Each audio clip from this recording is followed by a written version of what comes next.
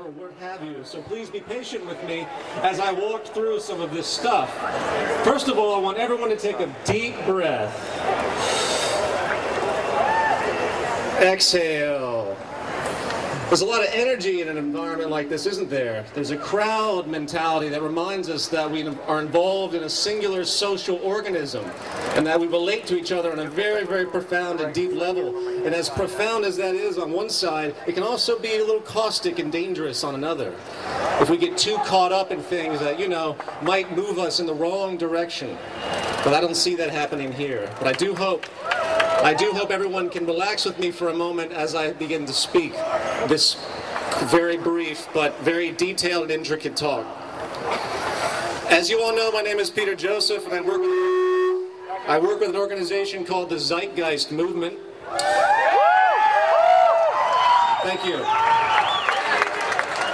This movement was founded in 2008, and it's a sustainability advocacy group without country, without class, of course, without any religion or race. It is a global concept working to unify the human species and get it considered humane and actually sustainable. In the longer term interest, we actually seek something that I think many of you might share, which is the removal of the entire socioeconomic system itself. The details of which I'm going to express as I continue this talk. You know, I pulled out some history books recently to see if I'd seen anything like this in basic modern history. Has there ever been a movement that actually goes against the financial and corporate powers on the scale and in the community globally? Ever. And there hasn't been. And that's a very telling sign as far as the awareness of the culture, wouldn't you say? So many people yell at political buildings and they work to try and engage their political establishment in the idea that that actually is where the power resides in this world that we share, when it's very clear that the power is obviously within the financial structure and always has been. Even with the Great Depression, when I researched these issues, I found nothing that really went after the true powers that be.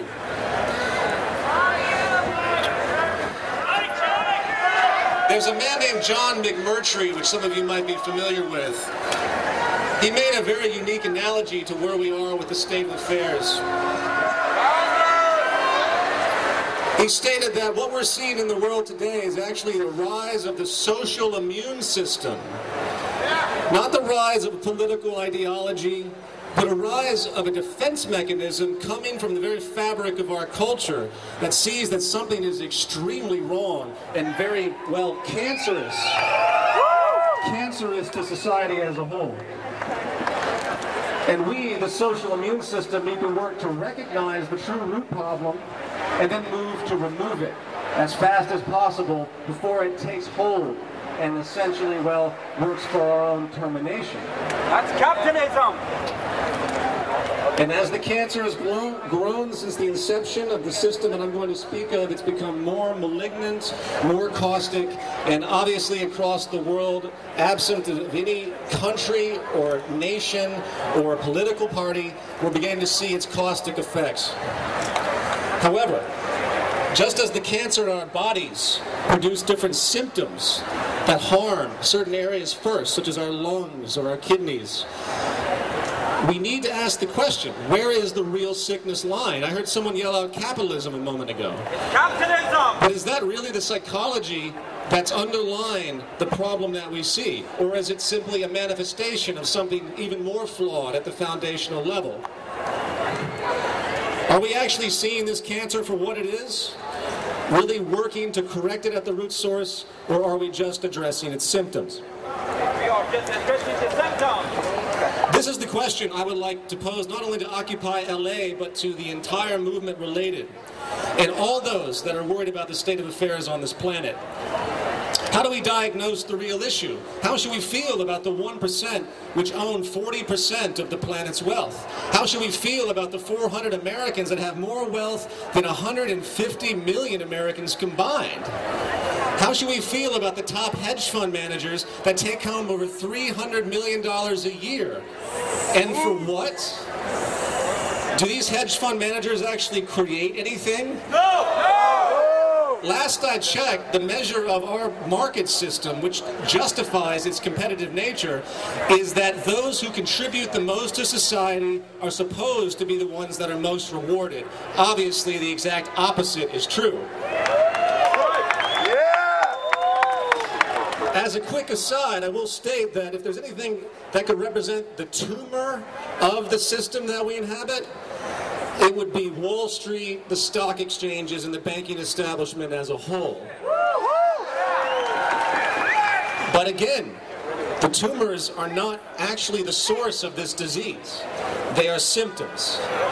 Symptoms, just as the rampant foreclosures forcing people out of their homes are symptoms. Symptoms like the ongoing economic decline and loss of so-called growth are symptoms. Symptoms like the ongoing debt crisis that has yet to fully hit America, by the way, but has already taken its toll in the EU, Greece, Italy, Portugal, and many others. And obviously no resolution has been found. Why? Because they're trying to resolve the problems that have been generated within this system by using mechanisms of this system. You notice our governments continue to bail out banks across the world, yet they impose austerity on us. Is that a result of something negative? Are these people just evil? Are they just trying to do the worst they can to insult the humanity of us? Are they just corrupt, greedy criminals, anomalies? Are they aliens from another planet that have come down to fuck with us?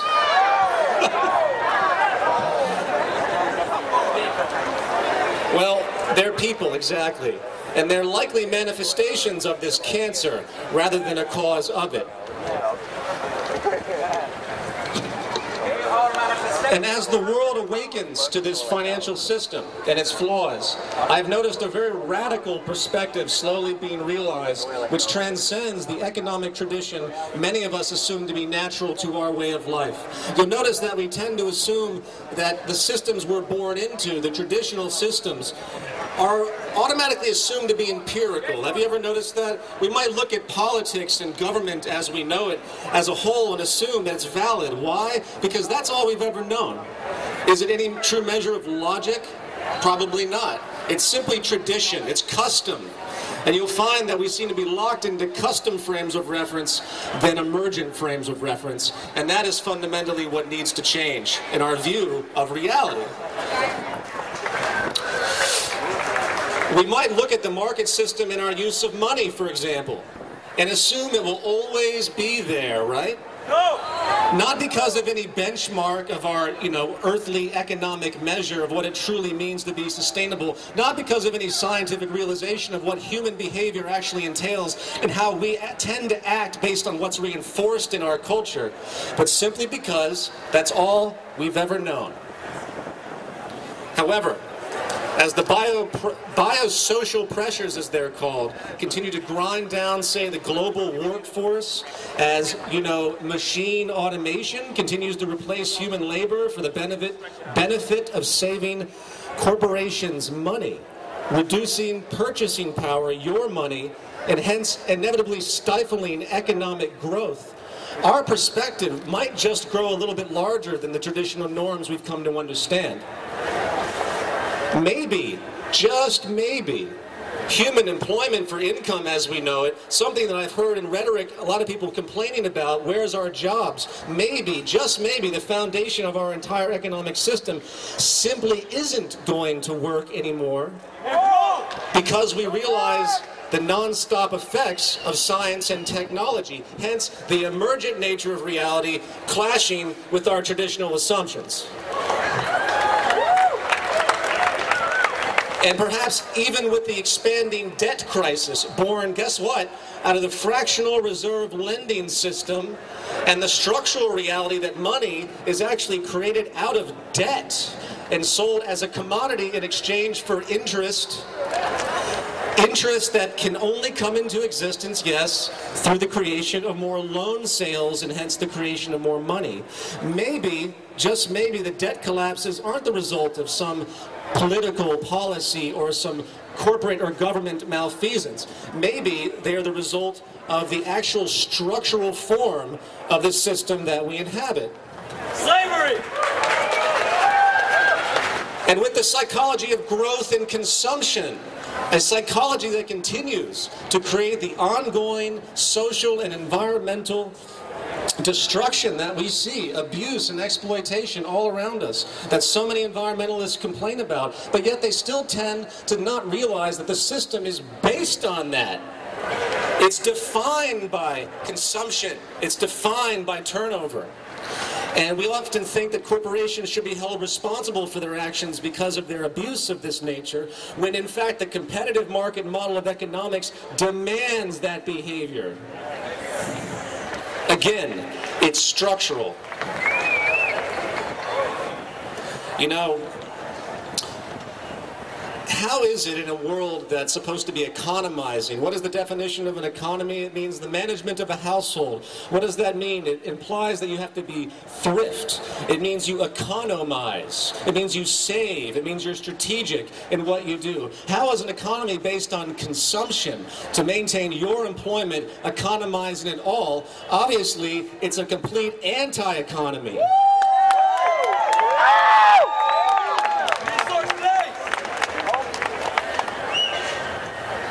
You know, it's time we consider amongst all of this that the problems that we're seeing, that all of us are here about, are actually systemically rooted in the core structure of what defines our economic system and the psychology that is created, supported, and rewarded.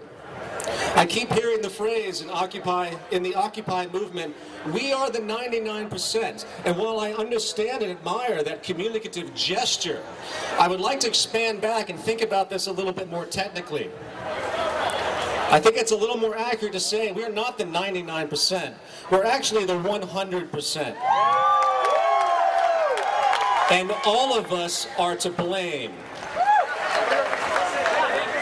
The only reason the 1% have what they do is because the 99% continues to support all the elements that fuel the wealth of the 1%.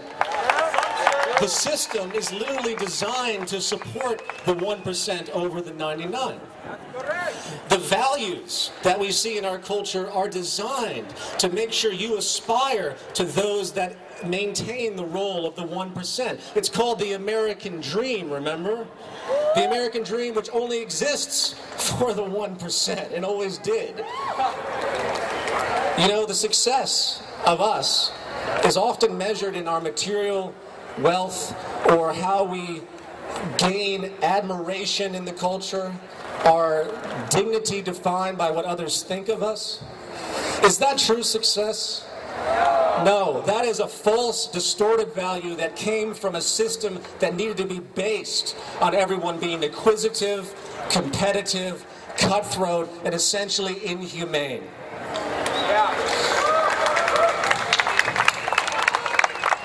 The historical illusion, I have to point out, which continues to this day, which I know is manifest in a lot of gestures here in this audience and across the world, rightfully so, however, but it's still an illusion, is that there is some person or some group that is explicitly to blame.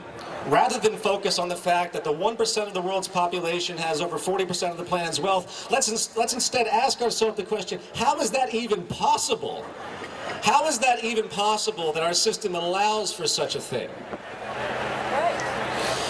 Do we really have grounds to be surprised at the way the world is operating when the very foundation of what motivates the current social order is taken into account? Should we really be surprised at all? What is the economy? I ask the question. The monetary market model at work in the world means that through the movement of money, power and property can be bought and sold at will within the confines of, say, legal legislation. Legal legislation, by the way, which, yes, is for sale in the open market, just as all politicians are for sale in the open market. just as all administration's policies in general are for sale in the open market, what did you expect when the whole system is based upon the buying and selling of property and power and hence influence? There is no escape from the influence of money with respect to governmental policy. Why? Because government in this system is nothing more than a business. That's all it can be. And I hope that can become clear in the minds of many. And see, the true root of change has to be beyond the lobbying for government to do things within our favor. It has to go deeper. Shut up! And again, while people in the world continue to protest this system, they come up with such terms as corporatism and crony capitalism and even fascism to highlight the legal reality, for example, that yes, businesses can influence all legislations through what's called corporate lobbying. Yet it's legal. Well, why wouldn't it be? Again, this is what this system is. It's those that seem to impose the assumption that this system is something that it isn't that continues to bother me. This system was always fascist at its very origin. It just took this long for the root of it to rise to the top because the cancer continues to grow. And now the social immune system is noticing it. And that's the only difference.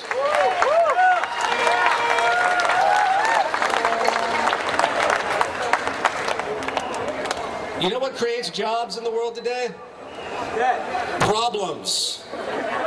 Everyone talks about labor again. You know what really creates jobs? Problems. In an efficient world, there will be less of a need for all of us to be employed or to engage in any type of long-term action that we would consider a job.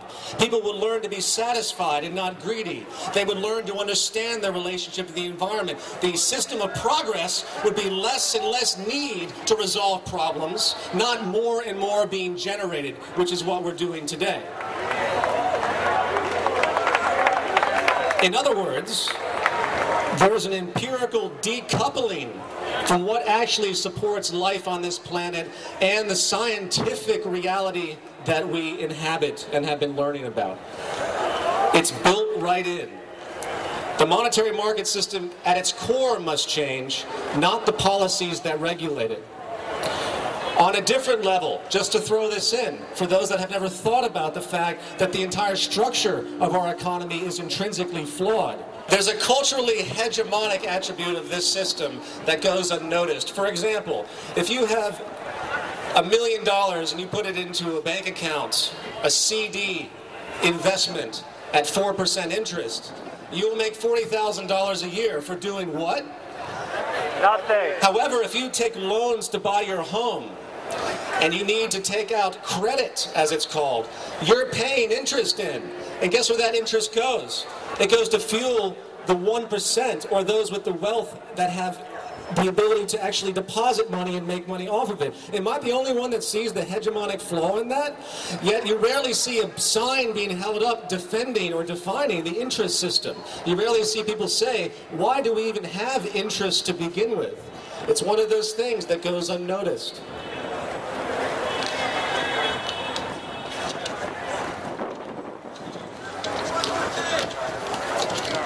It's the interest of the 1%, but we all seem to think it's okay and normal. This is the problem. No one's realizing what the structural problem actually is. They don't realize the reinforcement they are doing to actually continue this system while on the other side of their awareness they think they're fighting it. In fact, I'll say this.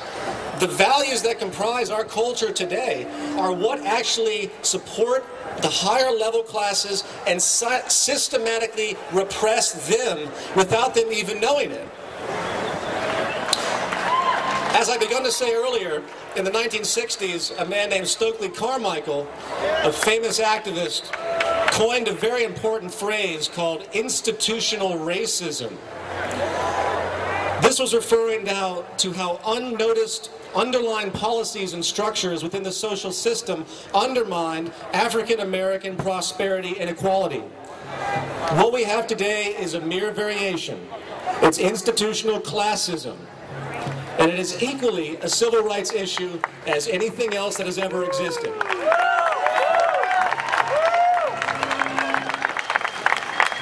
Coming back to the nature of Occupy Wall Street, Wall Street itself, as we know, which is the ultimate manifestation of the pursuit of money as a commodity rather than any form of true creation or social contribution, is naturally ripe for symbolic objection.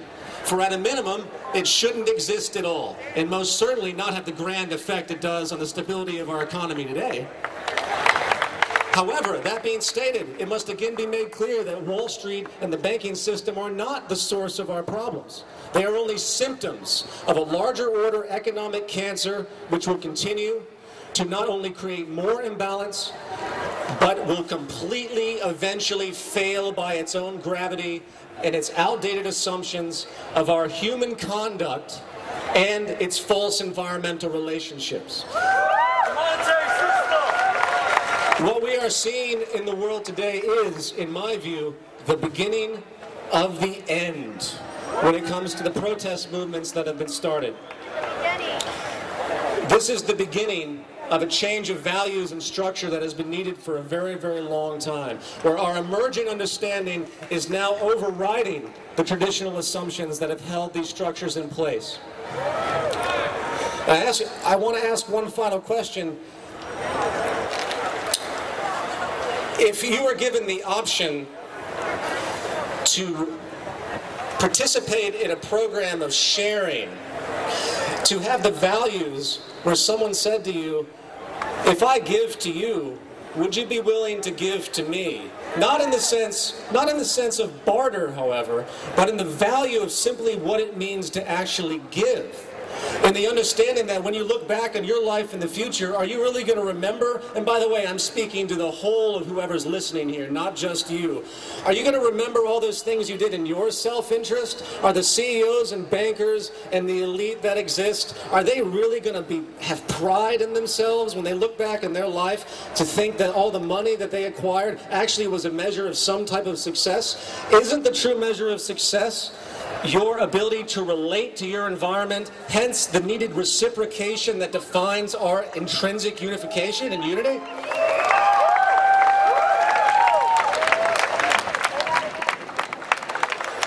Now, I'm not here to say, when I address the monetary system, that we don't need surgery to remove the effects and cancers of this system. The tumors, in fact, as it were. We desperately do. We do need massive political pressures and to do whatever we can to help this system push into the right direction. But I have to remind all of you that until the root source is addressed, until a movement comes together globally, as it is slowly doing, that's willing to work together to override the system as it exists, not find a seat at the proverbial table, as so many say, but to establish a completely new table, no long-term societal change is going to work. So I leave that with you, and I deeply commend you on your courage, and I thank you for your time, and good luck.